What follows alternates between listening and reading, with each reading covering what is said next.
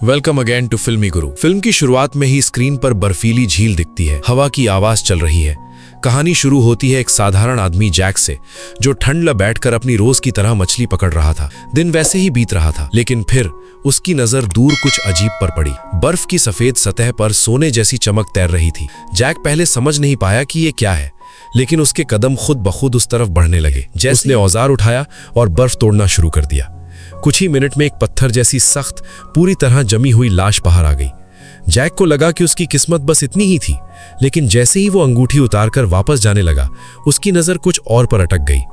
जमे हुए पानी के नीचे कटाचे पड़ी थी और उसके अंदर से हल्की सी चमक दिख रही थी। जैक का दिल जोर से धड़का। वो झट से अटैची निकाल लाया। जब उसने उसे खोला, उसकी सांस रुक गई। अंदर $2 मिलियन कैश भरे थे। नोट इतने नए थे कि लग रहा था किसी ने कल ही पैक किए हों। जैक का दिमाग घूमने लगा। ये पैसा कौन छोड़कर गया? और तभी उसके पैरों की नीचे की बर्फ गहराई की तरफ झांकने लगी। झील की गहराई में एक दुर्घटनाग्रस्त हवाई जहाज पड़ा था, आधा टूटा हुआ, पूरी तरह डूबा हुआ। जैक को समझते देर नहीं लगी कि ये कोई साधारण हादसा नहीं था। जरूर यहाँ किसी बड़े अवैध काम का राज दफन था। रखे $2 मिलियन किसी को भी सोचने से रोक देंगे। अब सवाल ये है, जैक इस खजाने को लेकर भाग जाएगा या इससे बड़ी कोई मुसीबत उसके पीछे आने वाली है? जैक रात भर सो नहीं पाया। $2 मिलियन उसके सामने पड़े थे, लेकिन ये दौलत जितनी मीठी लगी, उतना ही डर भी पैदा कर रही थी। आखिर ये पैसा किसका था? किस हादसे से आया था? लेकिन भूखे पेट वाले इंसान के लिए वो ये जगह हमेशा के लिए छोड़ देगा और कहीं दूर नई जिंदगी शुरू करेगा। सुबह की हल्की रोशनी पड़ते ही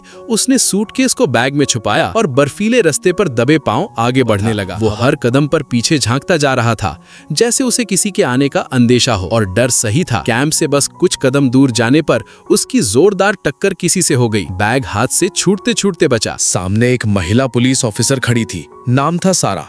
वो यहाँ रोज गश्त पर रहती थी। जैक का दिल धड़क उठा। वो हड़बड़ा गया। सारा ने उसके चेहरे पर घबराहट साफ पढ़ ली। उसने पूछा, इतनी सुबह यहाँ क्या कर रहे हो और ये बैग किसका है? जैक ने धीरे से कहा, मैं तो बस मछली पकड़ रहा था। लेकिन सारा की नजर उस काले बैग पर टिक चुकी थी।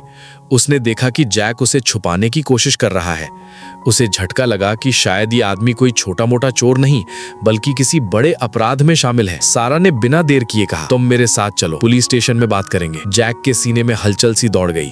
वो जानता था कि अगर वो पुलिस के हाथ पड़ गया तो ये पैसे हमेशा के लिए चले जाएंगे। वो कुछ बोल पाता इससे पहले एक काली SUV ने झील के किनारे जोर से ब्रेक मारा। दरवाजे खुलते ही नकाब पोश लोग बाहर निकल आए। उनमें से सबसे आगे एक आदमी था, चौड़ा कद, तेज आंखें, नाम मैक्स। सारा ने हथियार तान दिया, लेकिन मैक्स ने बिना घबराए उसके सामने बंदूक रख दी और गरज कर बोला, हमें उस विमान की लोकेशन चाहिए जो झील के नीचे है, तुरंत बताओ। सारा दंग रह गई। उसे तो विमान के बारे में पता ही नहीं था। वो कुछ बोल पाती उससे पहले मैक्स का सब्र खत्म हो गया। उसने बंदूक और पास ले जाकर धमकी दी। जैक सब देख रहा था, डर से कांप रहा था। मगर खुद को बचाने के लिए ही सही, लेकिन उसने पूरी ताकत से मैक्स को टक्कर मारी और बर्फ पर गिरा दिया। उस एक धक्के से जैसे बारूद सुलग गया। दोनों तरफ से गोलियां चलने लगी। झील के किनारे का शांत इलाका जंग का मैदान बन गया। बर्फ पर गोलियों की आवाज गूंज रही थी। जैक और सारा किसी तरह अपनी पुलिस गाड़ी तक पहुंचे। सारा ने एक्सीलरेटर पर जोर दिया। गाड़ी बर्फीले रास्ते पर फिसलती हुई तेजी से भागने लगी, लेकिन पीछा खत्म नहीं हुआ था। मैक्स की एक साथी लीला गाड़ी के पीछे दौड़ पड़ी और पागलों की तरह उछलकर पुलिस कार पर चढ़ गई। वो खिड़की पकड़कर लटक गई और जैक का हाथ पकड़ने लगी। गाड़ी तेज थी, लेकिन लीला उससे भी तेज थी। सारा चिल्लाई। जैक ने उसे जोर से धक्का दिया। लीला सड़क पर लुढ़क गई, लेकिन उस धक्के में एक और चीज गिर गई, वही सूटकेस। लेकिन सूटकेस बर्फीले ढलान पर फिसलता हुआ सीधा झील के किनारे पहुंच गया और अगले ही पल बर्फ टूट गई। सूटकेस सीधा काले ठंडे अनजाने पानी में डूब गया, तेजी से नीचे उतरता हुआ ठीक उसी विमान की तरफ जिससे ये खजाना आया था। लीला चीख उठी। उसके चेहरे पर गुस्सा, डर और लालच सब एक साथ था, जबकि जैक और सारा गाड़ी में बैठे दूर जाते रहे। और जैक को समझ आ गया कि असली खेल अभी शुरू हुआ है। $2 मिलियन बल्फ के नीचे गिर चुके थे, लेकिन जिन लोगों का वो पैसा था वो अभी भी जिंदा थे और अब उनकी नजरें जैक पर टिकी थी। मैक्स दूर खड़ा देख रहा था कि जैक और सारा उसकी पकड़ से निकल गए हैं। वो दहाड़ा, उन दोनों को पकड़ो। बाकी गुंडे फौरन अपनी गाड़ियों में कूद गए और पीछा शुरू हो गया। सिर्फ एक अटैची पाई थी। बाकी का खजाना अभी भी झील की काली गहराई में छुपा था। यही वजह थी कि मैक्स के लिए यह पैसा उसकी जान से भी ज्यादा कीमती था। और जैक और सारा अब सिर्फ गवाह नहीं थे, बल्कि उस राज की चाबी थे जिसे मैक्स किसी भी कीमत पर सुरक्षित रखना चाहता था। उधर सारा ने हालात की गंभीरता समझते ही वॉकी टॉकी उठाया। आवाज कांप रही थी, लेकिन शब्द साफ थे। यूनिट 14, इमरजेंसी, हथियारबंद गिरोह हमारा पीछा कर रहा है, तुरंत मदद भेजो। जवाब में सिर्फ शोर सुनाई दिया। सिग्नल कमजोर था, लेकिन सारा हार मानने वाली नहीं थी। उसने गाड़ी को पूरी रफ्तार में मोड़ा और झील के किनारे की तरफ दौड़ा दिया। अचानक एक झटका आया, इंजन खड़खड़ाया और गाड़ी बंद हो गई। यही चाहिए था, जैक बुदबुदाया। दोनों ने गाड़ी छोड़ दी और पैदल बर्फ की ढलान पर भागने लगे। सारा को डर था कि जैक कहीं भाग न जाए। जैक को डर था कि कहीं वो जाल में ना फंस जाए। दोनों ने मिलकर एक रस्सी से अपने हाथ बांध लिए ताकि कम से कम एक समस्या तय रहे, वो एक दूसरे से अलग नहीं हो सकते थे। उधर मैक्स के आदमी पुलिस की खराब गाड़ी तक पहुंच चुके थे। उन्हें अंदर किसी के होने की उम्मीद थी और दूरबीन उठाई। वो झील के सफेद मैदान पर दो आकृतियों को भागते हुए देख सकता था। कार स्टार्ट करो अभी। लेकिन जैसे ही गाड़ी तेज हुई, बर्फ में हल्की सी दरार आई। फिर एक तेज आवाज हुई और पूरा फ्रंट टायर झील की तरफ धंस गया। गाड़ी बर्फ में धंसने लगी। अंदर बैठा गुंडा चीखने लगा। ऊपर खड़े बाकी लोग बेल्ट और रस्सी फेंककर उसे खींचने की कोशिश करने लगे। ठंडे पानी की दरारें गाड़ी के आसपास और फैलने लगी। कुछ ही पल में गाड़ी लगभग पूरी तरह झुक गई, लेकिन आखिरी सेकंड में वो उसे खींचकर बाहर निकालने में कामयाब हो गए। भागो, मैक्स गरजा। वे फिर जैक और सारा के पीछे दौड़ पड़े। इधर जैक और सारा अपनी जान बचाने में लगे थे। बर्फ की सतह इतनी पतली थी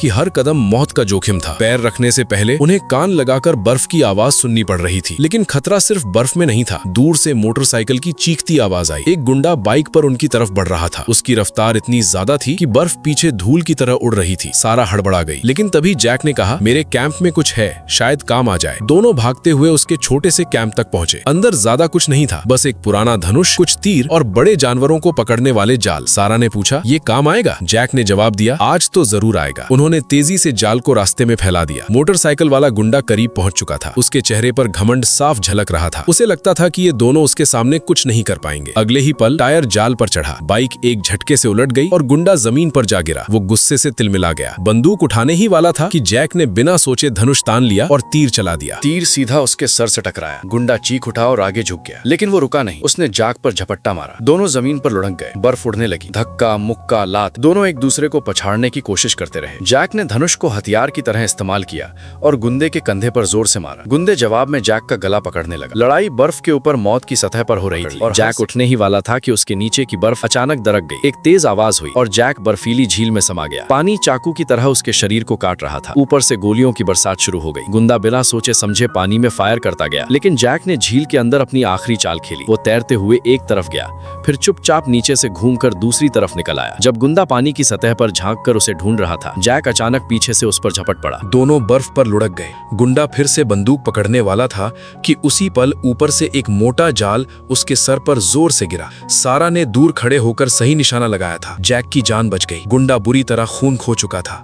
कुछ ही सेकंड्स में उसकी हरकतें धीमी पड़ गई और वो वहीं ढेर हो गया। लेकिन जैक और सारा के पास जश्न मनाने का वक्त नहीं था। वो जानते थे कि मैक्स और उसका गिरोह अभी भी बाहर था और पिछले गुंडे को खोने के बाद दोनों जल्दी से सामान उठाकर पहाड़ों की तरफ भागे। फिर भी वे भागते रहे, क्योंकि रुकने का मतलब था मौत। नीचे घाटी में उसी समय बाकी गुंडे वहां पहुंच चुके थे। लीला ने जैसे ही अपने प्रेमी का शव देखा, उसकी आंखें सुर्ख हो गईं। उसके अंदर का गुस्सा टूटकर बाहर आ गया। उसने कसम खा ली, आज ये दोनों जिंदा नहीं बचेंगे। उसी दौरान एक गुंडे ने बर्फ पर पैरों के निशान देख लिए। वो तुरंत चिल्लाया, उधर गए हैं, ऊपर पहाड़ की तरफ। पूरी टीम फिर से जैक और सारा की तरफ बढ़ गई। जैसे ही लीला ने दूर से उन्हें देखा, उसने बिना सोचे गोली चला दी, लेकिन मैक्स ने उसका हाथ पकड़ लिया। पागल हो गई हो?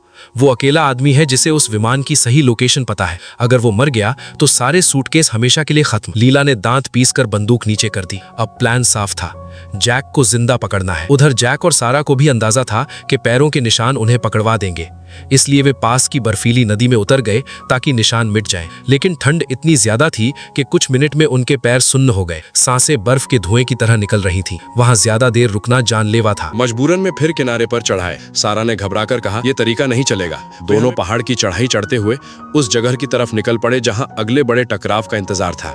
लीला पीछा करते हुए फंदे में फंस गई और उसका पैर बुरी तरह टूट गया। उसके लोग उसे उठाकर पास की झोपड़ी में ले गए। पट्टी बांधते ही मैक्स पहुंच गया।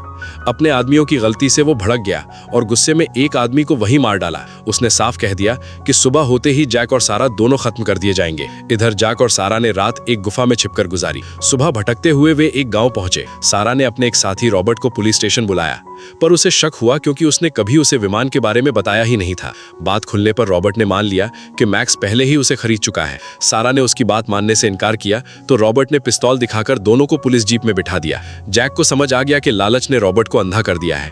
उसने चाल चली, बोला अगर तुम हमें मैक्स के हवाले करोगे तो तुम्हें सिर्फ 5% मिलेगा, लेकिन अगर तुम हमें क्रैश साइट पर ले जाओ तो विमान में रखे करोड़ों को हम तीनों बांट सकते हैं। रॉबर्ट तुरंत लोकेशन जानना चाहता था। जैक ने कहा कि पता उसके बैग में है। जैसे ही रॉबर्ट बैग में हाथ डालकर खोजने लगा, उसका ध्यान बटा और गाड़ी पलट गई। जैक को कम चोट आई। उसने शीशा तोड़ा, सारा को निकाला और दोनों भाग गए। घायल रॉबर्ट ने गुस्से में उनका पीछा किया, लेकिन तभी किसी ने उसके सर पर गोली मार दी। दूर से देख रहे मैक्स और उसके लोग वहां पहुंच चुके थे। मैक्स की लगातार गोलियों से जैक और सारा छिपने को मजबूर हो गए। तभी जैक की नजर जमीन पर पड़ी रॉबर्ट की पिस्तौल पर गई। उसने अपनी जैकेट हवा में फेंक दी और जैसे ही मैक्स के लोग धोखा खा गए, उसने पिस्तौल उठाकर लीला को मार गिराया। लेकिन उसी वक्त जैक के कंधे में गोली लग गई। मैक्स करीब आया और गुस्से में अपने एक आदमी को सारा को मारने का आदेश दिया। आदमी डर गया और मना कर दिया तो मैक्स ने उसे भी गोली मार दी। उसने बिना सोचे लाइटर जला दिया और अगले ही सेकंड जमीन हिल गई। गैस भड़की और धमाका इतना तेज था कि मैक्स आग में गिरकर खत्म हो गया। जैक किसी तरह दौड़ता हुआ एक खाली गोदाम तक पहुंचा, लेकिन सारा वहां नहीं थी। अंदर से धीमी आवाज आई। जैक जैसे ही आगे बढ़ा, उसने देखा कि आखिरी गुंडा सारा को दबोचे खड़ा है। सारा ने मौका देखा, तेजी से घूमी और उसकी पकड़ से निकल गई। जैक सामने आया, लेकिन थकान और चोट की वजह से जमीन पर गिर पड़ा। गुंडा उसे खत्म करने वाला था कि सारा फिर कूदकर उस पर टूट पड़ी। दोनों भागकर बाहर आए। गुंडा पूरी तरह पागल हो चुका था और सिर्फ बदला चाहता था। वक्त पर सारा फिर कूदी और दोनों मिलकर उस पर टूट पड़े। जैसे ही गुंडा कमजोर हुआ, जैक ने जमीन से लंबी बांस की छड़ी उठाई और पूरी ताकत से उसकी गर्दन में घोंप दी। गुंडा लड़खड़ाया और जैक ने उसे लात मारकर सीधे बर्फीली झील में गिरा दिया। उसकी लाश पानी में डूब गई और सब कुछ शांत हो गया। खतरा खत्म हुआ तो जैक वापस उसी जमी हुई झील की तरफ लौटा जहां विमान पड़ा था। इतने पैसों के बाद उसकी जिंदगी पूरी तरह बदल गई। गरीबी से शुरू हुआ सफर मौत और धोखे के रास्ते से होता हुआ आखिर उसे उन करोड़ों तक ले आया और यही कहानी खत्म हो जाती है।